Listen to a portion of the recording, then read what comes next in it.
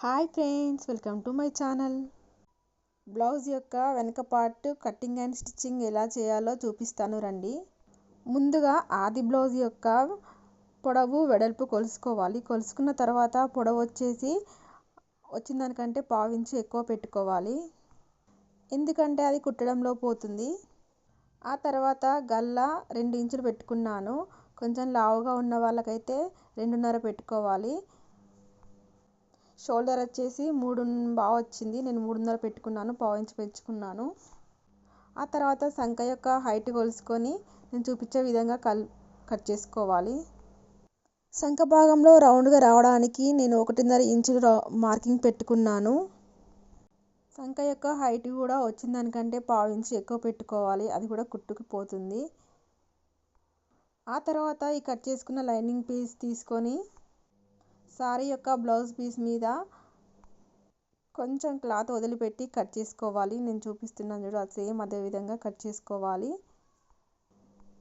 ఈ బ్లౌజ్ వెడల్పు 24, పొడవు 14 ఉన్న వారికి కరెక్ట్ సెట్ అవుతుంది.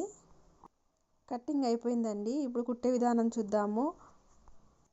గల్ల, పొడవు, వెడల్పు ఇవన్నీ జాయింటింగ్ చేసుకోవాలి.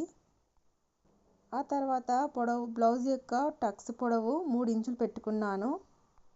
రెండు కూడా సేమ్ అదే విధంగా పెట్టుకోవాలి. ఎవరికైనా 3 ఇంచులు పెట్టుకోవాలి. ఆ తర్వాత నడుము పట్టు వచ్చేసి 2 ఇంచులు తీసుకున్నాను, పొడవు వచ్చేసి 24 తీసుకున్నాను. వీటిని క్రాస్ పీస్లు అంటారు. గల్లకు వేయడానికి క్రాస్లో తీసుకోవాలి, ఎందుకంటే షేప్ మలవడానికి ఈజీగా ఉంటుంది, గుల్ల రాకుండా ఉంటుంది. నేను చూపించే విధంగా డబల్ స్టెప్ మడత పెట్టి డబల్ కుట్టు వేయాలి. చేతి పైన వేయాల్సిన అవసరం కూడా లేదు. ముడతలు రాకుండా కుట్టు వేస్తే బాగా కనిపిస్తుంది.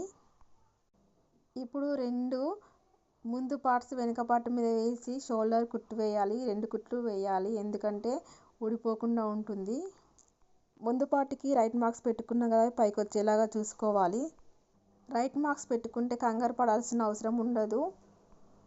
Please like and subscribe.